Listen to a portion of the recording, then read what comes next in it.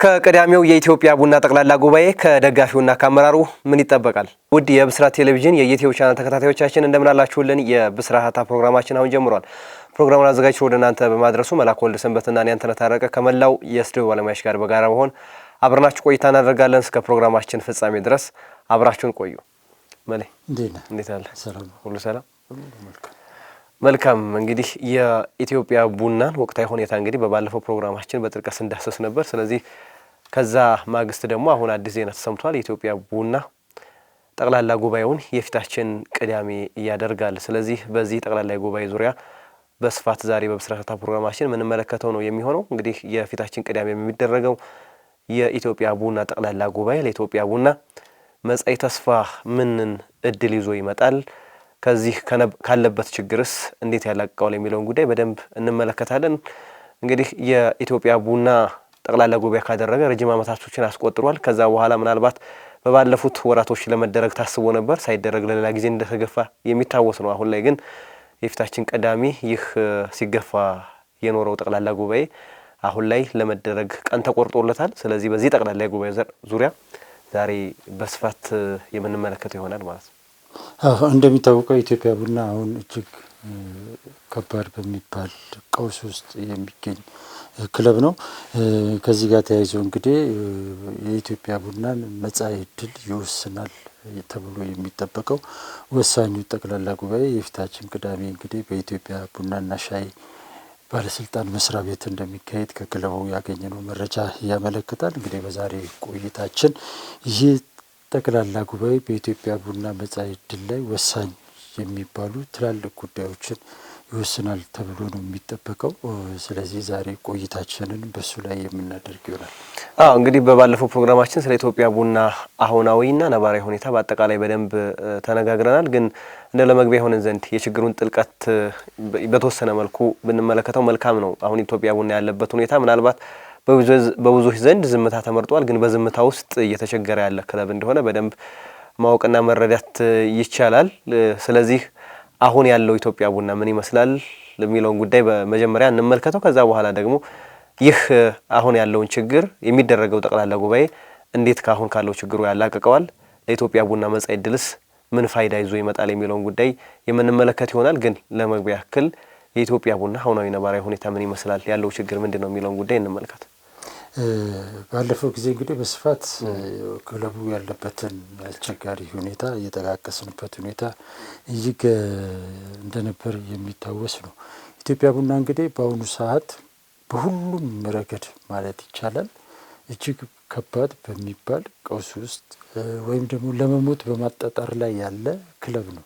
እንግዲህ ከፋይናንስም አንጻር በለው ከአስተዳደርም አንጻር በለው ከግንኙነትም አንጻር በለው በብዙ መመዘኛዎች ኢትዮጵያ ቡና ችግር ውስጥ ነው። ደጋፊውና አመራሩ ተለያይቷል። ሕጋዊ የሆነ አሰራር በክለብ ውስጥ የለም። ከፋይናንስ አንጻር ከተመለከትከው ደግሞ አሁን ላይ ክለቡ ዕለታዊ ወጪዎቹን እንኳን መሸፈን የማይችልበት ደረጃ ላይ ደርሷል። ሰሞኑን ስለ ክለቡ ሳጣራ ባገኘሁት መረጃ ክለቡ አሁን ላይ በገባበት ከፍተኛ የፋይናንስ ቀውስ ምክንያት ለቡድኑ ተጫዋቾች ደሞዝ መክፈል ካቆመ 2 ወር ሞልቶታል። ኢትዮጵያ ቡና እግር ኳስ ታሪክ ውስጥ ኢትዮጵያ ቡና ባለፈው ጊዜም እንደተናገርኩት በተለያየ ጊዜያት በተለያዩ የፋይናንስ ቀውስ ውስጥ ቢገኝም ነገር ግን ለተጫዋቾቹ ደሞዝ ሳይከፍል ቀርቶ ግን አያውቅም። ምናልባት ባለፉት 2 ምናምን ዓመታት 10 ቀን 5 ቀን የመቆየት ነገር ካልሆነ በቀር 2 ወር ሙሉ ለተጫዋቾች ደሞዝ ሳይከፍል የቆየበት ጊዜ የለም። አሁን ይህ የሚያሳይ ኢትዮጵያ ቡና ምን ያህል በከፋ የፋይናንስ ቀውስ ውስጥ እንዳለ። አሁን እንዲህ አይነት ቡድን ይዞ ነው ቡድኑ በኢትዮጵያ ፕሪሚየር ሊግ ላይ እየተሳተፈ ያለ። እንግዲህ ደሞዝ ሳትከፍል ግዴታን ሳትወጣ ውጤት የምትጠይቅበት ምንም ነገር ሊኖር አይችልም። አብዛኞቹ ተጫዋቾች ከክለቡ ከታች ጀምሮ ያደጉ ተጫዋቾች ናቸው። ለክለቡ ምንም ነገር ለማድረግ ፈቃደኛ የሆኑ ተጫዋቾች ናቸው። ነገር ግን ደግሞ እነዚህ ልጆች ደግሞ ቤተሰባቸውን ያስተዳድራሉ። ቤተሰባቸውን የሚያስተዳድሩት ከኢትዮጵያ ቡና በሚከፈላቸው ገንዘብ። ስለዚህ የአቅማቸውን እየሰጡ ነው ብሎ ማለት አይቻልም። ፍላጎት ቢኖርም ውስጥህን የሚያዘው አይምሮክ ነውና አይምሮክ ተይዞ እግር ኳስ ጨዋታ ልትጫወት አትችልም። እግር ኳስ ጨዋታ የአይምሮ ጨዋታ። ስለዚህ ክለቡ በከፋ ችግር ውስጥ ነው ሲባል እንደው ዝም ብሎ ለትርክት ያህል ሳይሆን በተጨባጭ የሚታይ እውነታ ነው። የክለቡ አመራሮች፣ የክለቡ ጽሕፈት ቤት ሰራተኞች አሁን ላይ ወዴት እንደሚሄዱ ግራ እንደተጋቡ እየተናገሩ ስለ ኢትዮጵያ ቡና ምንም የሚታያቸው ተስፋ እንደሌለ እየተናገሩ። ነገር ግን ባለፈው ሳምንትም እኛ ይሄንን ጉዳይ ደፍረን ወጥተን በይፋ ኢትዮጵያ ቡና ሊፈርስ ነው ብለን ተናግረን እንኳ ያንን ተከትሎ ያየሁት የሰማሁት ምንም አይነት እንቅስቃሴ የለም። ኢትዮጵያ ቡና የህዝብ ነው፣ ሚሊዮን ደጋፊዎች አሉት። የት አሉ? አሁን ላይ ምን ሲሆን ነው እነዚህ ደጋፊዎች የሚመጡት? ምን ሲሆን ነው እነዚህ ባለሀብቶች የሚመጡት ወደ ኢትዮጵያ ቡና? በቃ ቡና በቃ ሞቶ ሲቀበር እኔ በጣም ግራ የሚያጋባ ነገር ነው ኢትዮጵያ ቡና ውስጥ እየተፈጠረ ያለው። ምንድን ነው ከጀርባ ያለው ብለህ እንድትል የሚያደርግ ነገር ነው። በአጠቃላይ ሁሉ ነገር ተዳፍኗል። ይሄ ነገር መሆን ከጀመረ ቆይቷል። አሁን እንግዲህ የፊታችን ቅዳሜ ነው ጠቅላላ ጉባኤ የሚካሄደው። ላለፉት 8 ዓመታት ግን ይሄ ጠቅላላ ጉባኤ ሳይደረግ ቀርቷል።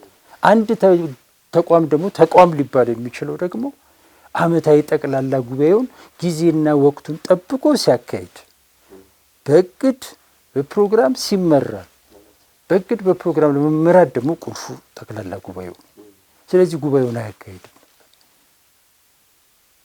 የጉባኤው አባላትም በጉባኤው ላይ ለመገኘት ፈቃደኛ ሳይሆኑ ቆይተዋል እንደ ክለቡ ሰዎች ገለጻ። ነገር ግን አሁን ዘግይቶም ቢሆን አሁንም ጠቅላላ ጉባኤውን ለማድረግ ፈቃደኛ መሆናቸው ለኢትዮጵያ ቡና ትልቅ ተስፋ ነው። አሁን ባለቤት ተወሰነ ደረጃ እንዳለው የሚያሳይ ፍንጭ እየታየ ነው። ስለዚህ የፊታችን ቅዳሜ ኢትዮጵያ ቡና ጠቅላላ ጉባኤውን ያደርጋል። አሁንም ያደርጋል። ለመደረጉ ዋስትና ምክንያቱም ባለፈው ጊዜ ይደረጋል ተብሎ ሙላተ ጉባኤው አልተሟላም በሚል እንደተሰረዘ የምታውቀው። አሁንም ላለመሰረዙ ዋስትና የለንም። ነገር ግን በአብዛኛው ግን አሁን ላይ አንዳንድ አመራሮችንም ሳናገር የመደረግ እድሉ ሰፊ እንደሆነ ምናልባትም ደግሞ በዚህ ጉዳይ ላይ ከቡናው ዘርፍ ጋር በቅርብ የሚሰሩት ትላልቅ የመንግስት ባለስልጣኖችም ሊሳተፉበት የሚችሉበት ሁኔታ እንዳለ የሰማንበት ነገር አለ። ይሄ ለኢትዮጵያ ቡና ትልቅ መልካም ዜና ነው። ስለዚህ ጠቅላላ ጉባኤው በኢትዮጵያ ቡና ቀጣይ መጻኢ ዕድል ላይ ሊወስን የሚችል ትልቅ ጉባኤ ነው ተብሎ ይጠበቃል። ይህ ጉባኤና በዚህ ጉባኤ ላይ ትላልቅ ውሳኔዎች ይወሰናሉ። ኢትዮጵያ ቡና ወደፊት ይቀጥላል ወይስ አይቀጥልም? ከቀጠለ እንዴት ነው የሚቀጥለው የሚለው ነገር የሚወሰንበት ከምን ጊዜውም በላይ እጅግ በጣም የሚጠበቅ ወሳኝ ጉባኤ ነው ብሎ መውሰድ ይቻላልና በአጠቃላይ ግን ስናጠቃልለው ኢትዮጵያ ቡና አሁንም በድፍረት መናገር የሚቻለው አደጋ ውስጥ ነው። የመኖር ህልውናው እጅግ በጣም አጣብቂኝ። ምናልባት ኢትዮጵያ ቡና ከዚህ በኋላ ቢኖር እንኳን አለ ለመባል ካልሆነ በቀር እንደ ሌላው ጊዜ ተወዳዳሪ ተፎካካሪ ብዙዎች የሚወዱት የሚያደንቁት ቡድን ይሆናል ብሎ ማለት ራሱ ሊከብድ የሚችልበት ሁኔታ ነው ያለውና የብዙዎችን እርዳታ የብዙዎችን ድጋፍ በሚፈልግበት ጊዜ ላይ ነው የሚገኘው። እውነት ለመናገር የዛሬ 30 ምናምን ዓመት ላይ 1987 ዓመተ ምህረት ክለቡ እንደዚህ አይነት የመፍረስ አደጋ ላይ በደረሰበት ወቅት የክለቡ ደጋፊዎች ለክለቡ ትልቁን ውለታ ውለዋል። ነፍሳቸውን ይማረው እነ ኮሎኔል አምሳሉ ገብረዝጊ፣ እነ ጀማል አህመድ፣ እነ ረመዳን አሚን በህይወት የሉም። እነዚህ ሰዎች በህይወት ካሉት ደግሞ እነ አቶ አበራ አህመድ፣ እነ አብደላ አህመድ፣ መንግስቱ አዴላ ነጌታቸው አቃኒና ሌሎች በተለይ 18 የሚሆኑ አሁን የክለቡ ቦርድ አመራር የሆኑት አቶ ይስማ ስዩም ጨምሮ ቢያንስ 18 የሚሆኑ የክለቡ ደጋፊዎች ከብዙሃኑ ውስጥ ተመርጠው የቀሩ 18 የክለቡ ደጋፊዎች ጠቅላይ ሚኒስትር ቢሮ ድረስ ሳይቀር ሄደው ኢትዮጵያ ቡና ዳግም እንዲቋቋም የዛ ጊዜ ኢትዮጵያ ቡና በደንብ ተገሏል ሳይታሰብ ነው ፈርሷል። በቃ የቡናው ዘር ቡና ገበያ ኮርፖሬሽን እንዲፈርስ ተደረገና በነፃ ገበያ ፖሊሲ ምክንያት ሲፈርስ ክለቡ አብሮ ፈርሷል። ተጫዋቾቹ ሌላ ክለብ ሄደዋል። ሁሉ ነገር አብቅቶለት ነበር። ነገር ግን እነዚህ ደጋፊዎች ግን ያን ያበቃ ነገርን ቀስቅሰው ኢትዮጵያ ቡና ዛሬ ድረስ እንዲኖር ትልቁ ሚና የተጫወቱት እነዚህ በተለይም 18ቱ ደጋፊዎች ናቸው። ነቅተው ብዙ ነገር ሰርተዋል። የሞተውን ቀስቅሰው በህይወት እንዲኖር አድርገውታል። አሁን ያለው ደጋፊ ግን እውነት ለመናገር በደንብ ተኝቷል። የነዚህ ሰዎች ቢያንስ የሞቱት ሰዎች አጽም ይወቅሳል። አሁን ያለውን ደጋፊ በደንብ መውጣት አለበት፣ በደንብ መናገር አለበት። አሁን ኢትዮጵያ ቡና በነፍስ አለ። ይህን ህይወት ማቆየት አሁንም ቢሆን እኔ ከማንም በላይ ከባለ ሀብቶቹም በላይ የሚጠበቀው ከደጋፊው። ስለዚህ ደጋፊው አሁን ላይ ግን ተኝቷል። በደንብ ምናልባት እንደው የአንዳንዴ ያው ህመምክን ካልተናገርክ መድኃኒት አይገኝልም እና ያንን ህመም የመደበቅ ነገር በኢትዮጵያ ቡና ውስጥ በደንብ የተመለከተ ነው። ምናልባት እኛም ፕሮግራም ከሰራን በኋላ ብዙዎች ያ ነገር እውነት አልመሰላቸውም። ፊድባካቸው እንደዛ ይመስላል። አብዛኛው ደጋፊውም ጀስት የሟርት ነገር አድርገው የወሰዱት ብዙዎች ናቸው። ግን ያ ሳይሆን የሚያሳየው ምልክት ያን ስለሆነ ሜዳ ላይ ያለውም ነገር የሚታየው ክለብ ውስጥ ያለው ነገር ጥሬ ሀቅ ግን ያንን ነው የሚያሳየው። ኢትዮጵያ ቡና የሚለው ስም ሊኖር ይችላል ወይም ደግሞ አሁን እንደ ክለብ ውድድሮችን ሊወዳደር ይችል ይሆናል። ግን ይህ አሁን ውድድሮችን የተወዳደረ ያለው ክለብ ነገ ያንን መድገም ይችላል ወይ የሚለው ጥያቄ ነው አሳሳቢው ጉዳይ። ስለዚህ ያንን በውል መገንዘብ ያስፈልጋል። አመራሮች እንዳመራራቸው የራሳቸው ስህተቶች ስላሉ እነዛን ስህተቶች መቼም አውጥተው ሊናገሩ የሚችሉበት እድል ላይኖር ይችላል። ግን ደጋፊ ግን ክለቡን መጠበቅና ክለቡን መንከባከብ ወይም ደግሞ ክለቡ የት ደረጃ ነው ያለውን ነገር የሚለውን ነገር በደንብ መጠየቅና ማስገንዘብ ከክለቡ ደጋፊዎች የሚጠበቀው ትልቁ ጉዳይ ነው። ምክንያቱም ክለባቸው አሁን ያለው 2 ወር ደሞዝ አልከፈልክም ማለት ከምን ጉዳይ ተነስቶ ነው ታዲያ 2 ወር ደሞዝ ካልከፈለ ስለ ኢትዮጵያ ቡና ትክክለኛው መንገድ ላይ እንዳላለ ያ የሚያሳይ ነገር ነው። አንዱ ፍንጭ የሚሰጥ ነገር ነው። ስለዚህ ነገ አሁን 2 ወር አልከፈለም 3ኛ ወር ላይ የሚከፍልበት እድል አለ ወይ የሚለው ነገር ክለቡ አካባቢ ያሉትን ነገሮች ስታጠና እንደዚህ አይነት ነገሮችን አያሳዩም። የሚባባስባቸው ነገሮች እየሰፉ የሚመጡበት እድል ከፍ ያለ ነው። ስለዚህ ያንን ነገር መገንዘብ ዝምታን መምረጥ ሳይሆን አይ ክለቤ ደህና ነው የሚለውን ነገር አይደለም። ማንም ኢትዮጵያ ቡና እንዲፈርስ ወይም ደግሞ ኢትዮጵያ ቡና የሆነ ነገር ውስጥ እንዲገባ የሚፈልግ ሰው ማንም የለም። ያንን ነገር መገንዘብ ያስፈልጋል። ግን ብዙ ሰዎች በዛ ነገር የተረዱት አይመስልም። ኢትዮጵያ ቡና ላይ ያለው ነገር በጣም ይሄ ዝምታ የነገሰበት በዝምታ ውስጥ ዝም ብሎ እየሄደ ያለ ክለብ እንደሆነ በደንብ እየተመለከትን ነው ያለነውና ከዛ አንፃር አሁንም ኢትዮጵያ ቡና በደንብ ይሄ የደጋፊዎችን ጥያቄ የሚፈልግ ነው። ቀደም ተኝተዋል ያለው ቃል በደንብ የሚገልጸው ምናልባት ኢትዮጵያ ቡና ውስጥ የወጡ በደንብ ከክለቡ እየራቁ የሄዱ ደጋፊዎች ቁጥራቸው እየበዛ ነው። አሁን ሜዳ ውስጥ ከምንመለከታቸው ደጋፊዎች ውጭ ያሉ ደጋፊዎች እየበዙ መጥተዋል። ድሮ ከሜዳ ውስጥ ያሉት ከውጭ ይበልጡ ነበር። አሁን ግን ሜዳ ውስጥ ያሉ ደጋፊዎች በደንብ እየሸሹ ነው የመጡት። ስለዚህ ክለባቸው ከምን አንፃር ነው የሸሹት ብለህ ስትመለከት ከዛ በኋላ የሚመጡት ነገሮች ብዙ ነገሮቹ ልክ ያልሆኑ ነገሮች አሉ ማለት ነው። ምናልባት አሁን የምናነሳው የጠቅላላ ጉባኤ ለእነዚህ ሁሉ መልሶችን ይዞ ይመጣል ተብሎ ይታሰባል። በተወሰነም ደረጃ ያርቀዋል። ልክ ያልሆኑ ነገሮችን እያረቁ ይሄዳሉ ተብሎ ይታሰባል እና ከዛ አንፃር ግን ኢትዮጵያ ቡና ልክ ያልሆነ መንገድ ላይ እንዳለ ግን በደንብ መታመን ያለበት ጉዳይ ነው። ስለዚህ ያንን አምኖ ትክክለኛውን መድኃኒት መፍትሄ መፈለግ ከደጋፊው የሚጠበቀው ነገር ነው። ስለዚህ ይሄ ጠቅላላ ጉባኤ ምን ያደርጋል የሚለውን ነገር በደንብ እንመልከተው። ምናልባት ለዚህ ለታመመው ለኢትዮጵያ ቡና ለዚህ ልክ ትክክለኛ መንገድ ላይ ላልሆነው ኢትዮጵያ ቡና ምን አይነት የመፍትሄ ሀሳቦችን ይዞ ይመጣል? የኢትዮጵያ ቡና ጠቅላላ ጉባኤ ቅዳሜ ዕለት የሚደረገው የኢትዮጵያ ቡና ጠቅላላ ጉባኤ ምን አይነት ሀሳቦችን ይዞ ይመጣል? ኢትዮጵያ ቡናን የሚያሻግሩ ወይስ ኢትዮጵያ ቡናን ባለበት ህመም ውስጥ ይዘው የሚቀጥሉ ናቸው ወይ የሚለውን ጉዳይ ምናልባት 8 ዓመታትም ሳይደረግ በመቆየቱ የተነሳ የጠቅላላ ጉባኤ ብዙ ሀሳቦች ይነሱበታል ተብሎ የሚጠበቅ የጠቅላላ ጉባኤ ነው። ስለዚህ እሱን በስፋት እንመልከት። እንግዲህ ከውዱ ከቅዳሜው ጠቅላላ ጉባኤ ምን ይጠበቃል የሚለው ጉዳይ በጣም መሰረታዊና ወሳኝ ጉዳይ ነው። በዋናነት 2 መሰረታዊ ነገሮች ይጠበቃሉ ተብሎ ነው የሚታሰበው። በመጀመሪያ ደረጃ አንደኛውና ቁልፉ ጉዳይ ያረጀ ፈረስ ጋሪ አይጎትትም ይባላልና ክለቡን ሲመሩ የነበሩ ሰዎች ይቀየራሉ ተብሎ ነው የሚታሰበው። ባለፉት 8 ዓመታትና ከዛ በላይ የኢትዮጵያ ቡና ስፖርት ክለብን ሲመሩ የነበሩት ሰዎች አሁን ላይ እውቀታቸውንም ገንዘባቸውንም ጊዜያቸውንም የጨረሱ ክለቡን የትም ማሻገር የማይችሉ ናቸው ተብሎ ብዙዎች ያምኑባቸዋል። በቃ የሚችሉትን አድርገው በቃ ጨርሰው በመጨረሳቸውም ይኸው ኢትዮጵያ ቡና መጨረሻ ላይ እዚህ ቀውስ ውስጥ ሊወድቅ ይችላል። ኢትዮጵያ ቡናን ሲረከቡት ኢትዮጵያ ቡና በዚህ ደረጃ አልነበረም።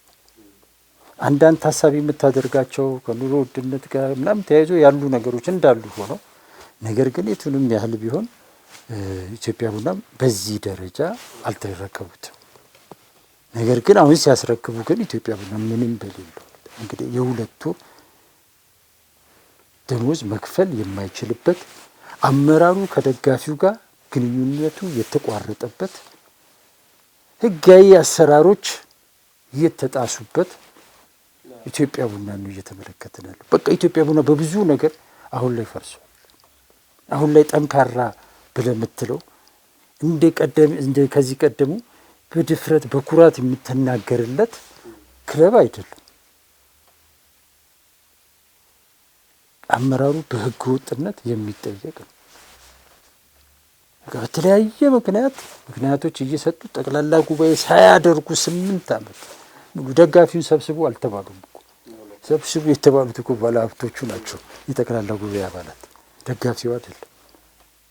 ነገር ግን ከነሱ ጋር እንኳን መወያየት ያልቻሉበት ኢቭን ቴክኖሎጂን ተጠቅመው እንኳን ጉባኤውን ሊያደርጉ የሚችሉበትን እድል እንኳን እያለ ያላከናወኑበት ሁኔታ ነው ያለው። ስለዚህ ይሄ አመራር ለቀጣዩ የኢትዮጵያ ቡና ስፖርት ክለብ በህይወት መኖር ጠቃሚ አይደለም። ስለዚህ መቀየር አለበት። አዲስ አመራር ኢትዮጵያ ቡና አሁን ላይ ይፈልጋል። ስለዚህ በዚህ በቀዳሚው ጠቅላላ ጉባኤ አዲስ ምርጫ ይደረጋል። አዲስ ፊቶች፣ አዲስ አስተሳሰቦች፣ አዲስ አሰራር በኢትዮጵያ ቡና ይፈጠራል ተብሎ ነው የሚታሰበው። ይህ ደግሞ ኢትዮጵያ ቡናን ወደ ተሻለ ደረጃ ለማዳረስ ወይም አሁን እያጣጣረ ያለውን ነፍስ ህይወት እንዲዘራ ለማድረግ እጅግ በጣም ወሳኝና አስፈላጊ ነው።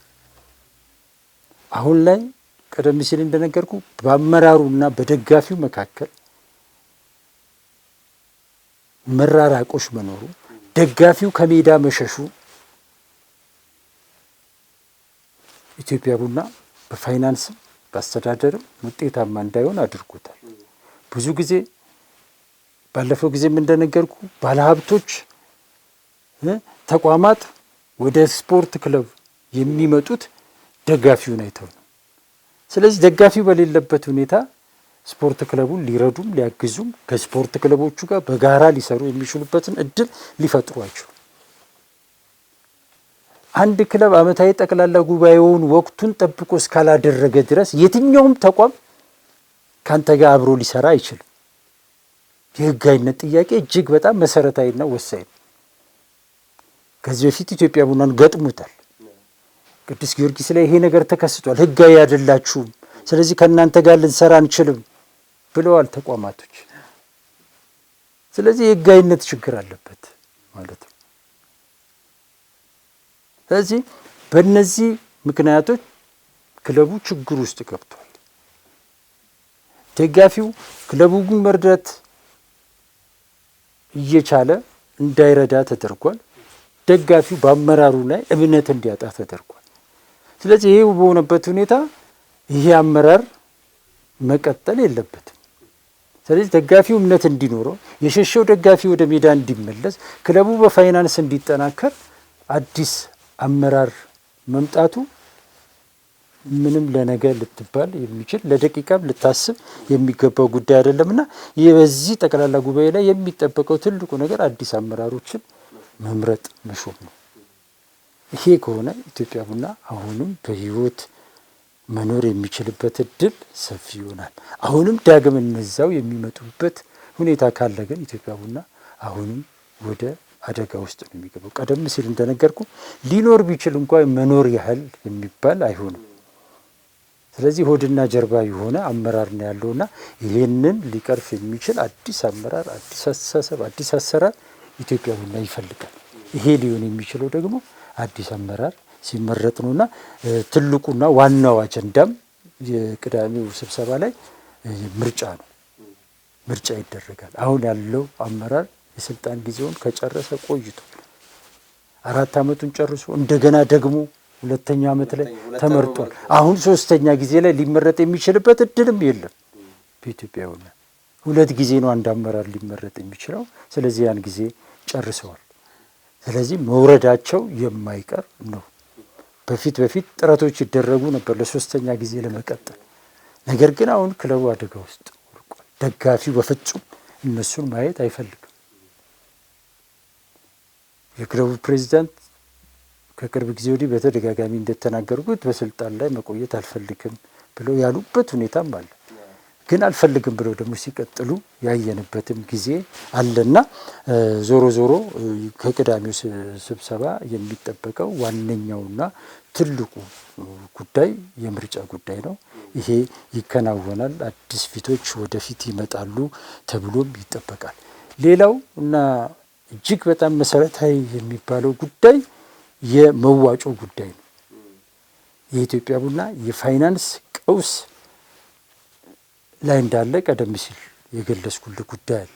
እዚህ ቀውስ ውስጥ የገባው ደግሞ አንደኛውና ዋነኛው ምክንያት በቡናው ዘርፍ ላይ የተሰማሩ ባለሀብቶች ለክለቡ የሚያደርጉት ድጋፍ አሁን ካለው የሀገሪቱ የኢኮኖሚ ሁኔታ ጋር ያልተጣጣመ ነው። እያንዳንዱ ባለሀብት በኢሴክስ በኩል በኢትዮጵያ ምርት ገበያ ድርጅት በኩል ቡና ሽያጭ ሲያደርግ በቶን 30 ብር ያዋጣል። መጀመሪያ አካባቢ ላይ በቶን 5 ብር ነበር። ከዛ እሱ ተሻሽሎ ወደ 30 ብር ገብቶ ነበር። አሁን ባለው መረዳት እንግዲህ ይሄ ገንዘብ እጥፍና ከዛ በላይ እንዲጨምር ሀሳብ አለ። ይህን ማድረግ ከዚህ ጠቅላላ ጉባኤ ይጠበቃል። እንግዲህ አንዳንዶች እንደሚሉት ትናንት ከአንተ ጋርም ስናወራ አንተም ባገኘው መረጃ መሰረት እስከ 100 ብር ድረስ የሚገባበት ሁኔታ እንዳለ ነው። ይህ ከሆነ ኢትዮጵያ ቡና ለምሳሌ አሁን እንደታቀደው ወይም በመረጃ ደረጃ እየወጣ እንዳለው 70% የሚጨምር ከሆነ ወደ 233% ጭማሪ ያደርጋል ማለት ነው። ይሄ ደግሞ ኢትዮጵያ ቡናን በአመት ከሚያገኘው 30 ብር እጅግ በጣም ከፍተኛ ሊባል የሚችል ጭማሪ ነው። ይሆናል ወይ? በጣም ጥያቄ የሚያስነሳ ጉዳይ ነው። በቃ ኢትዮጵያ ቡና አሁን ካለበት ችግር ሊያሻግረው የሚችል አሁን ይህም ቢሆን ራሱ የመጨረሻ ነው። በቃ ኢትዮጵያ ቡና አስተማማኝ የገንዘብ ምንጭ አለው ብለህ ልትናገር የምትችለው አይደለም። ግን አሁን ካለበት ሁኔታ ግን የተወሰነ ደረጃ ሊያሻግረው የሚችል ነው። ኢትዮጵያ ቡና በቀጣይ ዓመት በ2019 በውድድር ላይ እንደምናየው ማረጋገጫ ሊሰጥ የሚችል ሊሆን ይችላል። አሁንም ጠንካራ ተፎካካሪ፣ ጠንካራ ቡድን ለመገንባት የሚያስችል በጀት ነው ወይ ብለህ ካልከኝ እኔ አይደለም ነው ልል የምችለው። ሌሎች ተጨማሪ በጀቶች ያስፈልጉታል። ስለዚህ ዞሮ ግን መነሻ ግን ስለሚሆን ጉባኤው ይሄንን ይወስናል ወይ የሚለው በጣም የሚጠበቅ ጉዳይ ነው። ስለዚህ የቅዳሜው ስብሰባ ትልቅ ውሳኔ ተብሎ የሚታሰበው ይሄ የበጀት ወይም የድጎማ ጭማሪ ነው። ይህ ድጎማ ጭማሪ ኢትዮጵያ ቡና አሁን ከገባበት ቀውስ ውስጥ እፎይታ ሊሰጠው የሚችል ጉዳይ ነው ተብሎ ነው የሚታሰበው። ሌላው እንግዲህ ከዚሁ ጋር ምናልባት በዚህ ስብሰባ ላይ ኢትዮጵያ ቡና ይህንን የሚወስን እነዚህ 2 ጉዳዮችን የሚወስን ከሆነ ደግሞ ከስፖንሰር ጋር ተያይዞ ከደጋፊ ጋር ተያይዞ ሊመጡ የሚችሉ ሌሎች የፋይናንስ ምንጮች ይኖራሉ ተብሎ ነው የሚታሰበው። ምክንያቱም አሰራሩ ህጋዊ ይሆናል፣ የገንዘብ አቅሙ በተወሰነ ደረጃ ይጨምራል። ስለዚህ ህጋዊ አሰራር ካለ፣ አዲስ አመራር ካለ፣ አዲስ አስተሳሰብ ካለ፣ አዲስ አሰራር ካለ ደግሞ አዳዲስ የገቢ ምንጮችንም መፍጠር ይቻላል ተብሎ ይታሰባል እና ሀበሻ ቢራም ከኢትዮጵያ ቡና ጋር ያላቸውን የኮንትራት ውል ሊያሻሽሉ የሚችሉበት ሊያድሱ የሚችሉበት እድል ይፈጠራል ተብሎ ነው የሚታሰበው። የሀበሻ ቢራ ኃላፊዎች ካሁን ቀደም ከኢትዮጵያ ቡና የአንድ ወር አይደለም የ5 ቀን ደሞዝ ዘገየ ሲባል ከየትም ብለው የገንዘብ ድጋፍ ያደርጉ ነበር። አሁን እንደዚህ አይነት ድጋፍ አያደርጉ፣ በፍጹም አያደርጉ። ሸሽተውታል ጭራሽ ከኢትዮጵያ ቡና ነው የሚባለው። ስለዚህ ይሄ አንድም የሆነው ደጋፊ በመሸሹ አንድም ህጋዊ የአሰራር ስርዓት ክለቡ አካባቢ ባለመኖሩ የመጣ ነው። ስለዚህ የቅዳሜው ጠቅላላ ጉባኤ እነዚህን ሁሉ ችግሮች ሊቀርፍ የሚችል ጉባኤ ይሆናል ተብሎ ነው የሚጠበቀው። እነዚህ ሁለት ውሳኔዎች ከተወሰኑ ደግሞ ኢትዮጵያ ቡና ቀጣዩን ጊዜ ይሻገራል ማለት ነው።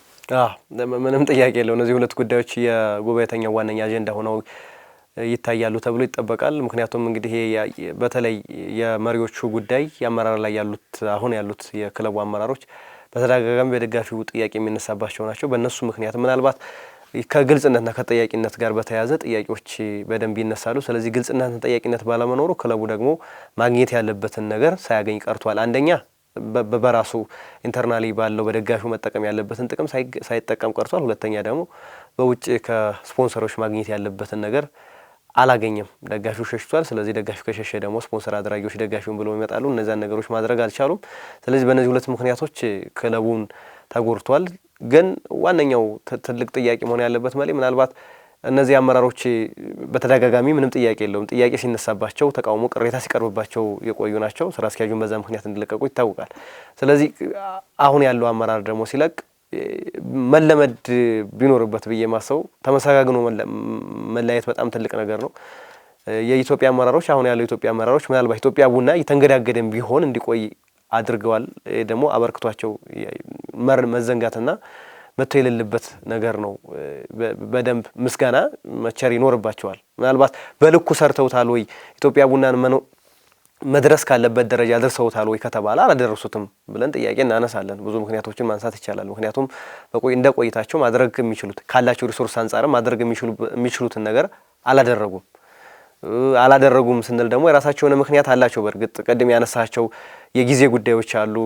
ብዙ ነገሮችን ልናነሳ እንችላለን። ግን በዛ ምክንያት ቢሆን ግን ኢትዮጵያ ቡናን እዚህ ደረጃ ላይ እንዲቆይ ከማድረግ አንጻር አመራሮቹ የራሳቸውን የሆነ ሚና ተወጥተዋል ብዬ አስባለሁ። ከዛ አንጻር መከበር፣ ሪስፔክት መደረግ አለባቸው፣ መመስገን አለባቸው የሚለውን ሀሳብ ተመሰጋግኖ መለየት ወሳኝ ነገር ነው።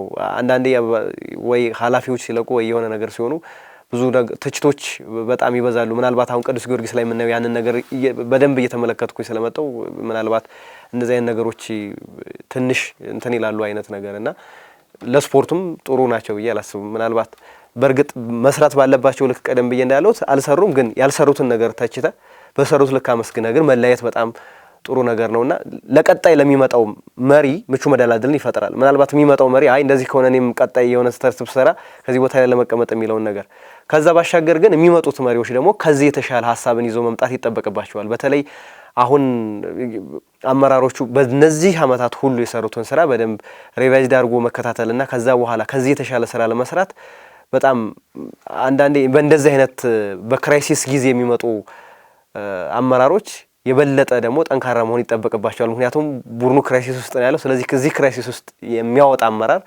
በደንብ በማኔጅመንት ስኪሉ የዳበረ ክለቡን ለዛሬ ሳይሆን የጊዜያዊ መፍትሄን ብቻ ሳይሆን ዘላቂ መፍትሄዎችን አብጅቶ የሚዘልቅ ቆራጥ መሪ ያስፈልጋልና ከዛ አንጻርም ብዙ የሚጠበቁ ነገሮች ይኖራሉና በደንብ እነዚህ ጉዳዮች በተለይ ሁለቱ ጉዳዮች ላይ በጣም የሚጠበቁ ናቸው። ምናልባት ሰው የሚጠብቃቸው እነዚህ ነው። አንደኛ አመራር ለውጥ፣ ሁለተኛ ደግሞ ፋይናንስ የተቃወሰበት ጊዜ ነው ያለው ክለቡ። ስለዚህ ያንን ፋይናንስ እንዴት አድርገው አርቀው ኢትዮጵያ ቡናን ያስቀጥላሉ የሚለው ነገር ወሳኝ ነገሮች ነው። ጥሩ ነጥብ አንስተሃል አንተነህ።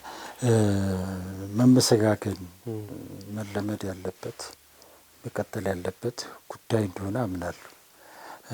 ብዙ ጊዜ ግን ኢትዮጵያ እግር ኳስ ላይ ረጅም ጊዜ እንደመቆየት መጠን ይህ ጉዳይ ብዙ ጊዜ የደጋፊው ጉዳይ ወይም የደጋፊው ግዴታ እየተደረገ ሲወሰድ ነው የሚሰማው። አሁን ለምሳሌ ያንተም እንድምታውን ደጋፊው አዋርዶ ተሳድቦ ምናምን መሸኘት የለበትም፣ ማመስገን አለበት ነው እንድምታው መሆን ያለ። ነገር ግን እውነት ለመናገር ደጋፊው ይህን ማድረግ አለበት፣ ምንም ጥያቄ የለውም፣ ማድረግ አለበት። መውቀስ ባለበት ደረጃ ደግሞ መውቀስ አለበት። በቃ ሁለቱ አብሮ ሊሄዱ የሚችሉ ሊነጣጠሉ የሚችሉ ነገር አይደለም። ለዚህ ግን ከደጋፊው የበለጠ እኔ የሚሰማኝ አመራሮቹ አቅጣጫ ሰጪዎች ናቸው። ገብቷል? ከነሱ ይጠበቃል። ብዙ ጊዜ አሁን በደጋፊውና በአመራሩ ቅዱስ ጊዮርጊስ ጋር በለው ኢትዮጵያ ቡና ጋር ያለው ነገር መነሻዎቹ የአመራሮቹ ናቸው የሚል ነገር ነው ያለ። ባለፈው ጊዜ ለምሳሌ አቶ አብነት አሁን ሰሞኑን በጣም ይተቻሉ፣ በጣም ይወቀሳሉ። ነገር ግን ተመልክተው ከሆነ አቶ አብነት ገብረ መስቀል በዛ ጠቅላላ ጉባኤ መድረኩ ላይ ነበርክ አይደለ? እሳቸው ናቸው እኮ የጀመሩት። እናንተ አሁን ደጋፊ ነን ትላላችሁ፣ በአመት አንድ ጊዜ መታችሁ እየተሳደባችሁ እየጮዋችሁ እያሉ ነው። አሁን እሳቸው ያሉትን እንደ ጥሬ ብንወስደው እንዳለ ብንወስደው ደጋፊውን አልረዳህም አልሰጠህም ነው። እሳቸው እንዲሰጥ እንዲረዳ ደግሞ ምን አይነት መደላድል ነው ያመቻቹት? ለመጠየቅ መጀመሪያ እኮ መደላድሉ መፍጠር መቻል አለበት። ኢትዮጵያ ቡና ላይም ስትመጣ ተመሳሳይ ነገር ነው የሚሉት። ሁሉ ጊዜ አመራሮቹ ተነስተው ደጋፊውን እናንተ ምንድናችሁ? ይሄታል አንድ ብር ሰጣችሁ ታዋጣላችሁ፣ ክለቡ የእናንተ አይደለም የቡናው ነጋዴ ነው ዘርፍ ነው ብለው ደጋፊውን ለማሸማቀቅ ነው የሚፈልጉት። ይሄ ስህተት ነው። አቶ አብነት እዛ ላይ የተቀመጡት፣ መቶ አለቃ ፍቃድ እዛ ጋር የተቀመጡት በዚህ ህዝብ ነው። መሰረቱ ህዝቡ ነው። ሜድሮክ ለቅዱስ ጊዮርጊስ ገንዘብ የሚሰጠው አቶ አብነትን አይቶ ሳይሆን ደጋፊውን አይቶ ነው። የቡናው ዘርፍ ለቡና ክለብ ገንዘብ የሚሰጠው እኮ ደጋፊውን አይቶ፣ ሀበሻ ቢራ ገንዘብ የሚሰጠው ደጋፊውን አይቶ። እስቲ እሳቸው ብቻ ይቅሩና ገንዘብ ያገኙ ያምጡ። ስለዚህ ደጋፊውን ሁሉ ጊዜ በዚህ የተነሳ ለማሸማቀቅ ይሞከራል። ደጋፊው ስቴዲዮም ገብቶ ከኪሱ ገንዘብ ባያወጣ እንኳ ስቴዲዮም በመገኘቱ ብቻ ለቡና ገንዘብ ያመጣል፣ ለጊዮርጊስ ገንዘብ ያመጣል። አዎ ከዛ የዘለለ ነገር ማድረግ ይችላል ደጋፊው። አዎ ማምንበት ጉዳይ ማዋጣት ይችላል። የተለያዩ መድረኮች ከተፈጠሩለት በነዛ ክለቡን የበለጠ መጥቀም ይችላል። ግን ያንን መደላደል መፍጠር ደግሞ ያመራሩ። ባለፈው ጊዜ ነገር ያለው አይደለ? ሳውዝ አፍሪካ ውስጥ እነ ካይዘር ቺፍ፣ ግብጽ ስትሄድ እነ ዛማሌክ ለክለቡ አቅም የሆኑት ክለቡ በፈጠረው ምቹ መደላደል። ስለዚህ ያንን መፍጠር ከነሱ ይጠበቃልና አንዳንድ ጊዜ አሁንም ያለው የኢትዮጵያ ቡና አመራር ቅዳሜ በሚኖረው ስብሰባ ላይ ጉባኤ ላይ ከአመራርነቱ ሲለቅ ዝም ብሎ በጓሮ ወጥቶ መሄድ ሳይሆን በይፋ እነሱም ለክለቡ የሰሩትን መልካም ነገር ያልሰሩትንም ነገር በይፋ መናገር መቻል አለበት። ያለውን ችግር ለአመራር አዲሱ አመራር ማሳወቅ አለባቸው። ይቅርታ መጠየቅ ባለባቸው ጉዳይ ላይ እነሱም ይቅርታ መጠየቅ አለባቸው። መመስገንም ብቻ መጠበቅ የለባቸው እነሱም ቢሆኑ። ያን ማድረግ ከቻሉ ደጋፊው ጋር የሚኖረው ምላሽ በእርግጠኝነት ያ ነው ብዬ ነው ማስብ። በቃ ይቅርታ ካልኩ ምንድን ነው ታደርገኛለህ? ይቅርታ ካልኩ እኮ ምንም ልትለኝ አትችልም። ታንኪዩ ያን በመቀበል አመሰግናለሁ፣ እንዲያውም አከብርሃለሁ። በቃ ለመስራትህንም ካመንክልኝ እኮ በቂ ነው። ያልተሰራውንም ስራ እየነገርከኝ ስለሆነ በሌላ መንገድ ለክለቡ ያለን ፍቅር ክብርም እየገለጽክልኝ ስለሆነ። ነገር ግን እኔ ብቻ ሰርቻለሁ ብለህ የምትለኝ ከሆነ ግን መልሱ የሚሆነው ከባድ ውርደት ነው የሚሆነው። ስለዚህ ይህንን ነገር ከደጋፊውም በላይ አመራሮቹ ረጋ ብለው ማሳወቅ ቢችሉ ሊጠቅም የሚችለው እሱ ስለሆነ ከደጋፊ ጋር ከግለሰብ ጋር ለመያያዙ ምንም አይጠቅም። ደጋፊዎችም ቢሆኑ እነዚህ አመራሮች እዚህ ቦታ ላይ ሲቀመጡ ለአንድ ቀንም ቢሆን ቡናን ላገልግል፣ ጊዮርጊስን ላገልግል ብለው ነው የመጡት። በስሜት በፍላጎት የመጡ ሰዎች ናቸው። ገንዘባቸውን ጊዜያቸውን ምናምን ያወጡበት ሁኔታ አለ። ስለዚህ ያን አድርገው ሳለ ሊዋረዱ ሊሰደቡ አይገባም። መዋረዱ መሰደቡ ብቻ አይደለም፣ ስድቡና እንትኑ ደግሞ ከግለሰቡ አልፎ ወደ ቤተሰቡ ሊሄድ የሚገባ መሆን የለበትም። ስለዚህ ለአንድ ቀንም ቢሆን ቡናን በአመራርነት ያገለገለ ሰው ሊከበር ይገባል፣ ሊመሰገን ይገባል። ሁሉም ያቅሙን ነው ያደረገው። ስለዚህ በዛ ደረጃ መከበር መመስገን አለባቸው። ነገር ግን ደግሞ እነሱም ደግሞ ለሰሩት ስራ የተሰራውን መልካም ስራ ያልተሰራውንም መልካም ስራ በይፋ ለደጋፊው ማስረዳት፣ ከምንም በላይ ደግሞ አዲስ ለሚመጣው አመራር ማስረዳት ከነሱ ይጠበቃል። ለቡና ትልቁ ስራ እስከዛሬ ከሰሩት እንዲያውም እኔ ትልቅ ስራ ብዬ የምለው አሁን የመጨረሻ ሰዓት ሁሉም ነገር የለየበት ሰዓት ላይ በተለይ ለአዲሱ አመራር የሚያስተላልፉት መልእክት ወሳኝነት አለው ብዬ ነው ማምኑና ያንን ካደረጉ በእርግጠኝነት የኢትዮጵያ ቡና ደጋፊ ይቅር ባይ ነው። ይህን በተግባርም አሳይቷል። ከዚህ በፊት እኮ መቶ አለቃን ውረድልኝ ብሎ ተቃወመ። በኋላ መልሰው እሳቸው እንትን ሲሉ ደግሞ በክብር ተቀብሎ ደግሞ አስቀጥሏቸዋል። ይሄን አሁንም ያደርጋል የቡና ደጋፊ። ስለዚህ እዛ አካባቢ ላይ በዋናነት ኢትዮጵያ ስፖርት ላይ ሁል ጊዜ ወደ ደጋፊ፣ ወደ ህዝቡ፣ ወደ ሚዲያው የመግፋት ነገር አለና ከነሱ ቢጀመር የበለጠ ውጤታማ ይሆናል ለማለት ነው። ወደ መፍትሄው ስንገባ አሁንም አዲስ አመራር ይመጣል ብዬ ነው ማስበው። አብዛኛው ይሄ የሚሆንበት እድል ሰፊ እንደሆነ ነው እየተነገረ ያለው። ስለዚህ ኢትዮጵያ ቡና አሁን ካለበት ቀውስ ወጥቶ በቀጣይ በሁለት እግሩ እንዲቆም ለማድረግ ሁለት መሰረታዊ ነገሮች ይጠበቃሉ ብዬ አስባለሁ። እንደ መፍትሄ ብዬ ማስቀምጣቸውም ሁለት ነገሮችን ነው። በመጀመሪያ ደረጃ የትኛውንም የኢትዮጵያ ቡና እንቅስቃሴ ዲጂታላይዝድ ማድረግ፣ የትኛውም ሽያጮች፣ የትኛውም የአባልነት ክፍያዎች፣ የትኛውም እንቅስቃሴዎች ዲጂታላይዝድ ማድረግ ከምንም በላይ ቅድሚያ የሚሰጠው ጉዳይ ነው። ደጋፊውን ለመጠየቅም ምንም ለማድረግም አሰራርን ዘመናዊ ማድረግ ያስፈልጋል።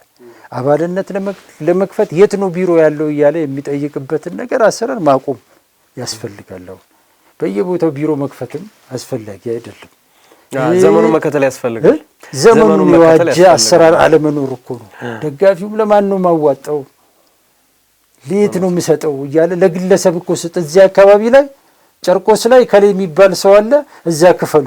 መርካቶ ላይ ከሌ የሚባል ሰው አለ፣ እዛ ክፈሉ እየተባለ ገንዘብ ኢትዮጵያ ቡና ውስጥ እውነት ለመናገር በደንብ ተዘርፏል። ማሊያ ሲሸጥ ተዘርፏል። አባልነት ክፍያ ሲሰጥ ተዘርፏል። ግለሰቦች ኪስ ነው ሲገባ የነበሩ። ለግለሰብ ሰጠ፣ ከግለሰብ ላይ ነው እኮ ገንዘብ ሲሰበሰብ የነበሩ። ምን ያህሉ ነው የተሰበሰበው? ምን ያህሉ ነው የተሰጠው? ያ ሰውዬ የኃላፊነት ሲሰጠው ምንድን ነው ዋስትና ውስጥ የወሰደው? ስለዚህ እንዲህ አይነት የወረደ አሰራር መቅረት መቻል አለበት። ይሄ መሆን ከቻለ ደጋፊው ምንም አይነት ምክንያት ሊኖረው አይችልም። ከአቅም በላይ አድርግ አይባልም። የአቅሙን ግን የሚችለውን ግን በዛ ዘመናዊ የአሰራር ስርዓት መሰረት መፈጸም ይችላል። ያኔ ቡና ምን ያህል ደጋፊ ያለው የሚለውንም በተጨባጭ ማወቅ ትችላለህ። በየጊዜው እያደገ ሊሄድ የሚችል ገቢም ልታገኝ ትችላለህ። ስለዚህ ያንን አሰራር ኢትዮጵያ ቡና ነገ ዛሬ ሳይል በተለይም አዲሱ አመራር በመጀመሪያዎቹ ወራቶች ላይ መፈጸም ያለበት ትልቅ ጉዳይ ይሄ ነው።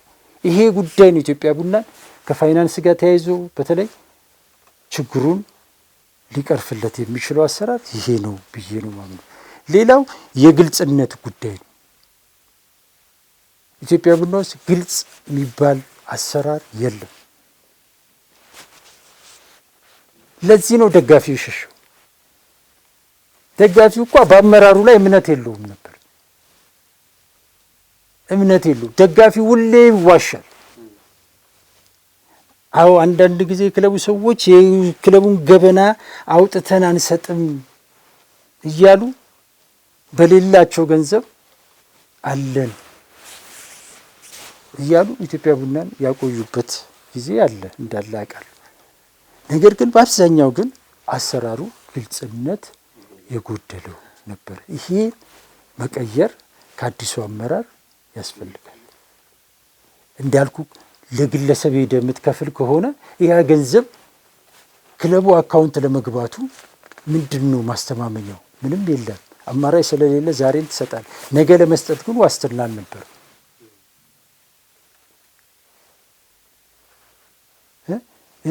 የትኛውም አሰራሮች በእቅድ በፕላን ይሰሩ ነበረ ወይ ብለህ ካልክ ባለፉት ዓመታት ምንም አይነት እቅድ አልነበረም። በቃ የውድድር ዘመኑም የመፈጸም ስራዎች ናቸው ሲሰሩ የነበሩት። ታቅዱ ታልሞ የሚወጣ ወጪ አልነበረም። ለምሳሌ አንድ ምሳሌ ልንገር። 2014 ላይ ኢትዮጵያ ቡና ከፍተኛ ለተጫዋች የሚከፍለው ደሞዝ 130 ሺህ ብር ነበር። ይህን ክፍያ የሚያገኘው ደግሞ የቡድኑ ቁልፍ ተጫዋች መሐመድ አቡበከር ናስር ነበር። እሱ ነው ከፍተኛ የሚከፈለው። 2014 ላይ እንደውም አስራት ቱንጆ ውሉን ጨርሶ ወደ ድሬዳዋ ሊሄድ ነው ተብሎ ድሬዳዋ ላይ 160 ሺህ ብር ደሞዝ አገኘ ሲባል ኢትዮጵያ ቡና ለማስቀረት ብሎ ተሯሯጡና በኋላ ደሞዝ ድርድር ሲደረግ አስራት የተሻለ ደሞዝ ክፈሉኝ አለ። እስከዛ ጊዜ ድረስ አስራት ከአቡበከር በታች ነበር የሚከፈለው። ስለዚህ የተሻለ ክፍያ ካልከፈላችሁኝ እዛ እንዲያግኝቻለሁ አለ። መጨረሻ ላይ አይ ለአንተ ብንከፍል ደስ ይለን ነበር፣ ነገር ግን ትልቁ ተከፋይ አቡበከር ነው። አቡበከር ደግሞ ሆነ ያለበት ሁኔታ ታውቃለህ። ስለዚህ ከሱ በላይ ብንከፍልክ ሌላ መናጋት ይመጣብናል። ስለዚህ እባክህ ተረዳን ተባለና ልጁ 130 ሺህ ብር ትልቁ ደሞዝ ከአቡበከር እኩል እንዲከፈለው ይሄ ተለምኖ ነው። እንግዲህ መጨረሻ ላይ ልጁ እሺ ያለና አመነ። ግን በተወሰነ ደረጃ ደግሞ እዛ የቀረበለት ገንዘብ አለ። ተፈታተነው። በኋላ በክለቡ አካውንት ከወጣ አደጋ ይመጣል። ስለዚህ በደጋፊ ማህበሩ ተባለና 10 ሺህ ብር ትርፍ በደጋፊ ማህበሩ በኩል እንዲከፈለው ተደረገ። አሁን ይሄ እንግዲህ ገንዘብ የለንም፣ በውስን አቅም ነው በኢትዮጵያ ቡና የሚንቀሳቀሰው። ያኔ 70 ሺህ 30 50 ሺህ ምናምን ነው የሚከፍለው ኢትዮጵያ ቡና ለብዙዎቹ 90 ሺህ ምናምን ነውና ገንዘብ የለንም ተብሎ በዚህ ቴምፖ ነበር የሚሄዱት። ከዛ በአጋጣሚ እንደምታውቀው አቡበከር ወደ ሳውዝ አፍሪካ እድል ሲያገኝ ገንዘብ መጣ። ያ ገንዘብ ሲመጣ ምን ተደረገ? 2015 ላይ ብሩክ በየነ ከአዋሳ ሲያመጡት ያ 130 ሺህ የነበረው ደግሞ ስንት ገባ? 276 ሺህ ብር ገባ። አስብ እንግዲህ ገንዘብ የለኝም ሲል የነበረ ክለብ በአመቱ 276 ሺህ ብር እንዴት ነው የሚከፍለው? እንዴት ተደርጎ? የክለቡ ሰዎች በእቅድ ፕላን አይመሩ ብዬ ስለ በምክንያቱ ያን ጊዜ ጥቂት የክለቡ ደጋፊ ነን የሚሉ ተደጋፊዎች እና ጥቂት የክለቡ የቦርድ አመራርና ጽህፈት ቤት ሰራተኞች ሆነው ከአቡበከር የመጣውን ገንዘብ በአጭር ጊዜ ውስጥ ተቀራምተውታል። በአመቱ ኢትዮጵያ ቡና በገንዘብ መክፈል አልቻለም። ወደ 15 ልጅ ነው ምናምን መጣ። ያ ብር በሙሉ ተረጭቶ አለቀ። ቢያንስ እንኳ በዛ ጊዜ ያ ገንዘብ ሲገኝ እንኳ በተወሰነ ጭማሪ ለመሄድ አልተሞከረም። ሁል ጊዜ ጥፋት ነገር ነው የሚደረገው። ስለዚህ ግልጽነት ኢትዮጵያ ቡና ውስጥ ከምንም በላይ ያስፈልጋል። ግልጽ አሰራር፣ ግልጽ እቅድ ኢትዮጵያ ቡና ውስጥ ያሻግራል። ደጋፊው ጋር አብረህ ከስፖንሰሮች ጋር አብረህ ልትሄድ የምትችለው ግልጽ ራዕይ፣ ግልጽ አሰራር ሲኖርክ ነው። ስለዚህ ያንን አዲስ የሚመራው አመራር ይሄን የማድረግ ኃላፊነት ይጠበቅበት። ይሄን እስካላደረገ ድረስ አሁንም ደጋፊ በሚፈለገው ደረጃ ወደ ክለቡ ይመጣሉ ብለህ ካልከኝ አይመጣም። ስለዚህ ግልጽነት ኢትዮጵያ ቡናን ወደ ቀጣይ የሚያሻግር ትልቅ መሳሪያ ነው ብዬ ነው የማምነው። ከባለፉት ዓመታት ልምዶች በመነሳት ቡና ውስጥ ሁሉ ነገር በጥቂት ኢቭን አሁን የቦርድ ሰዎች እኮ 9 ምናምን እኮ አሉ አይደል? ከ9 እኮ እያንዳንዷን ጉዳይ የሚያውቁት 2 እና 3 ሰዎች ናቸው። ራሱ ለቦርዱ እንኳን ለሌላው የቦርድ አመራር እንኳን ግልጽ አይደለም አሰራሩ እንኳን ለደጋፊው። ስለዚህ ይሄም በጣም መወገድ መስተካከል ያለበት ጉዳይ ነውና ኢትዮጵያ ቡና እነዚህ 2 መሰረታዊ ነገሮች ላይ ትኩረት አድርጎ ከሰራ አዲሱ አመራር አዲሱ ጽህፈት ቤት ይሄን ማድረግ ከቻለ ኢትዮጵያ ቡና በቀጣይነት ከመፍረስ አደጋ ውስጥ ወጥቶ በ2 እግሩ የሚቆምበት ሁኔታ ሊፈጠር ይችላል ብዬ ነው ማስበው። ምንም ጥያቄ የለው። ምናልባት በዚህ ጠቅላላ ጉባኤ ላይ የሚወሰኑ ውሳኔዎች የኢትዮጵያን ቡናን የመጻኢ ዕድል የሚወስኑ ውሳኔዎች ስለሆኑ ስለዚህ ሁሉም ነገር ምናልባት አሁን ወጥተው በግልጽ ኢትዮጵያ ቡናን ያለበትን ችግር አይናገሩ፣ ግን እዛ ጠቅላላ ጉባኤ ላይ ግን የሚደበቅ ነገር ይኖራል ተብሎ አይታሰብም። ስለዚህ ሁሉም ነገር በግልጽ ተነጋግሮ ለክለቡ መፍትሄ የሚሆኑ ሀሳቦችን ማንሳት፣ ለክለቡ መፍትሄ የሚሆኑ ተግባሮችን ማስቀመጥ ከዛ ጠቅላላ ጉባኤ ላይ የሚጠበቅ ጉዳይ ነው። በተለይ ደግሞ ከደጋፊው በአጠቃላይ የዛ ጉባኤተኛ በምርጫ ሂደት ውስጥ የሚኖሩ ውሳኔዎች አንዷ ድምጽ የኢትዮጵያ ቡናን ቀጣይ የመኖርና ያለመኖር ውሳኔዎችን የምትወስን ድምጽ ስለሆነ ስለዚህ ምናልባት አሁን በቅዱስ ጊዮርጊስ ቤት የምናየው ነገር ያንን ነው እንግዲህ እያሳየን ያለው። ስለዚህ ብዙ ውዝግቦች የመጡት ከዛ ጠቅላላ ጉባኤ ሳይደረግ ቀረ ተባለ፣ ውዝግብ ነበረ። ግን ከተደረገ በኋላ የውዝግብ ሌላኛው ውዝግብ ነው ይዞ የመጣውና ስለዚህ ምናልባት ከጎረቤቶቻቸው በደንብ መማር የሚጠበቅባቸውም ነገር ይኖራል። ስለዚህ ያንን ነገር በደንብ ባንከሩ በመመልከት ኢትዮጵያ ቡናን የሚያሻግሩ ውሳኔዎችን መወሰን ከዛ ከቀዳሚው ጉባኤ የሚጠበቀው ጉዳይ ነው። አዎ አሁን ላይ በነገራችን ላይ አሁን ላይ የኢትዮጵያ ቡና እና የቅዱስ ጊዮርጊስ ደጋፊዎች በደንብ ማሰብ ያለባቸው ጉዳይ ያለ ይመስለኛል። አሁንም በኢትዮጵያ እግር ኳስ ውስጥ ተጽዕኖ ፈጣሪ ሆነው መዝለቅ የቻሉት መቆየት የቻሉት 2 ክለቦች ናቸው። አሁን መንግስት እያወጣ ያለው አዲስ ፖሊሲ አለ። ይህ ፖሊሲ በዋናነት ሊጠቅም የሚችለው 2 ክለቦችና ጊዮርጊስ ነው። በደንብ ሊያግዛቸው የሚገባው 2ቱን። ስለዚህ እዚህ ጋር የ2ቱ ክለብ ደጋፊዎች በደንብ ቆም ብለው ማሰብና ይችን አጋጣሚ በአግባቡ መጠቀም ይጠበቅባቸዋል። ሌሎቹ የመንግስት ክለቦች ናቸው። ስለዚህ እነሱ አሁን ባላቸው ጥንካሬ ላይ ቀጥሉ የሚችሉበት ምንም ጥያቄ ነው። ቢያንስ ይሄ ለሪፎርም ቢያንስ 5-6 ዓመታት የሚፈጅባቸው አጋጣሚ አለ። ኢትዮጵያ ቡናና ቅዱስ ጊዮርጊስ ግን ቢያንስ መሰረት አላቸው። ስለዚህ ያ መሰረታቸውን በደንብ ማጠንከር መቻል አለባቸው። ስለዚህ ይህን ትልቅ መሰረት ለመጣልና ቀጣዩን ጊዜ ለመሻገር በተለይም የኢትዮጵያ ቡና ደጋፊዎች ከዛሬዋ ዕለት ጀምሮ ቅዳሜ የሚደረገው ጠቅላላ ጉባኤ ትልቁን ውሳኔ እንዲወስን ስቴዲየሞች ውስጥ በመገኘት ሊሆን ይችላል፣ የተለያዩ ማህበራዊ ሚዲያዎችን በመጠቀም ሊሆን ይችላል።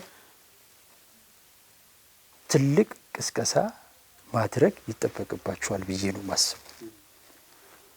እነዚህ ጠቅላላ ጉባኤ አባላት ደጋፊው ጋር ያለውን ስሜት ፍላጎት በደንብ እንዲረዱት ማድረግ የሚፈለጉትን ቀደም ሲል ስንጠቅሳቸው የነበሩት ትላልቅ ውሳኔዎችን እንዲያሳልፉ ተጽዕኖ ማድረግ ይጠበቅበታል ደጋፊው። አንዱ እርምጃ ይሄ ነው የሚሆነው። ቀጣዩ እርምጃና ወሳኙ እርምጃ ግን አሁንም የመጫወቻው ኳስ ያለው የኢትዮጵያ ቡና ህልውና የመጫወቻ ኳስ ያለው አሁንም በደጋፊዎች። እነዚህ ውሳኔዎች ቢተላለፉም ኢትዮጵያ ቡና የህዝብ ነው ከተባለ ህዝቡ በተግባር መግለጽ መቻል አለበት። ሁሌም በጩኸት ብቻ መሆን የለበትም። ኢትዮጵያ ቡና የህዝብ ነው ሲባል ጩኸቱ ብቻ ሳይሆን ገንዘቡ መሆን አለበት። ባለቤትነቱ የሚረጋገጠው በገንዘቡ። ስለዚህ ከኪሱ ገንዘብ መውጣት አለበት። ቢያንስ ስቴዲየም ገብቶ ሁልጊዜም ክለቡ ከደጋፊ ማግኘት ያለበት ጥቅም እንዳይቋረጥ ማድረግ አለ። ቢያንስ ስቴዲየም ገብቶ ያ ብዙ መልእክት አለው። ስታዲየም በመግባት ከስታዲየም ገቢ ክለቡ የሚያገኘው አስተማማኝ ገቢ ይኖራል። ሁለተኛ ነገር ደግሞ ያን ህዝብ ተከትሎ ደግሞ የሚመጡ ስፖንሰሮች አሉ። ስለዚህ በዚህ እንኳ ደጋፊው ለክለቡ አቅም መሆን ይችላል። ስፖንሰሮች፣ ሌሎች ተቋማቶች ከሚያደርጉት ድጋፍ የበለጠ የደጋፊው ገቢ ተጽዕኖ መፍጠር ይችላል በአመራሩ ላይ። ስለዚህ ይህን በተግባር ማሳየት፣ የአባልነት ክፍያ፣ የተለያዩ ቁሳቁሶችን መግዛት፣ የተለያዩ ድጎማዎችን ማድረግ፣ እነዚህ ሌሎች ተጨማሪ ነገሮች ቢያንስ ግን ስቴዲየም መግባት ግን ዘርፈ ብዙ ትርጉም አለው። ስለዚህ ይህን ማድረግ አለበት ኢትዮጵያ ቡና ደጋፊ። በተለያዩ ማህበራዊ ሚዲያዎች ላይ የኢትዮጵያ ቡና እንደ አዲስ የመፍጠር በሁለት እግሩ የማድረግ ዘመቻ መጀመር አለበት። አሁን ላይ በቃ ለነገ የሚለው ጉዳይ አይደለም። ኢትዮጵያ ቡና ሁል ጊዜ ቡና የህዝብ ነው፣ ቡና የህዝብ ነው ካልን ህዝባዊነቱ በምንድን ነው የሚረጋገጥ? በተግባር መሆን አለበት እና ይህችን አጋጣሚ በዚህ መጠቀም ከደጋፊው ይጠበቃል። አሁንም ወደፊትም ኢትዮጵያ ቡና የህዝብ መሆኑን ደግሞ ፓወር መውሰድ መቻል አለበት። በምን? በገንዘብ ቀደም ሲል የጠቀስኳቸው አሉ። እነዚህ ሁሉ የገቢ ምንጮች የኢትዮጵያ ቡና ናቸው። ስለዚህ ከነሱ የሚጠበቀው ነው። አሁንም ከቡናው ዘርፍ የበለጠ ከነሱ የሚጠበቀው ገንዘብ ይበልጣል። ይህንን ካደረገ ኢትዮጵያ ቡና ይሻገራል ብዬ ነው ማስበውና ኢትዮጵያ ቡና ለኢትዮጵያ እግር ኳስ የደም ስር ነው። የደም ስሩ ከደረቀ ደግሞ እግር ኳሳችን ይዝላል።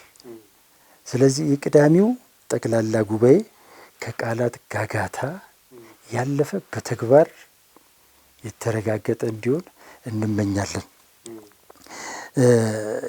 እናንተስ የኢትዮጵያ ቡና ደጋፊዎች በዚህ ጉዳይ ላይ ምን ትላላችሁ የሚለው የእኛ ጥያቄ ነው። ሀሳብ አስተያየታቸውን እንግዲህ ኮሜንት ላይ እንዲያደርጉ ጠይቃለሁ። አንተ የምትለው ነገር ከሌለ ሊጨርሻለሁ። መልካም እንግዲህ የፊታችን ቅዳሜ የሚደረገው የኢትዮጵያ ቡና ጠቅላላ ጉባኤ ኢትዮጵያ ቡናን ያስቀደመ በስሜት ሳይሆን በስሌት ኢትዮጵያ ቡና ሊያሻግር የሚችሉ ውሳኔዎች እንዲወሰኑበት ከወዲሁ ጥሪያችን እናስተላልፋለን። ውድ ተመልካቾቻችን የፊታችን ቅዳሜ የሚደረገው የኢትዮጵያ ቡና ጠቅላላ ጉባኤ ከማን ምን ይጠበቃል በሚለው ርዕሰ ጉዳይ ላይ ቆይታ ያደርግንበት የዛሬው የብስራት ሀታ ፕሮግራማችን የተከታተላችሁት ይመስል ነበረ። ፕሮግራም አዘጋጅቶ ወደ እናንተ በማድረሱ መላኩ ወልደሰንበትና እኔ አንተነህ ታረቀ ከመላው የስቱዲዮ ባለሙያዎች ጋር በጋራ መሆን አብረናችሁ ቆይታ አድርገናል። ያላችሁን ሀሳብ አስተያየት፣ በተለይ ደግሞ የኢትዮጵያ ቡና ደጋፊዎች ሀሳባችሁን ምን መሆን አለበት የምትሉትን ሀሳብ በኮሜንት ሴክሽን ላይ አካፍሉን። ሰኔ ጊዜን ተመኘን።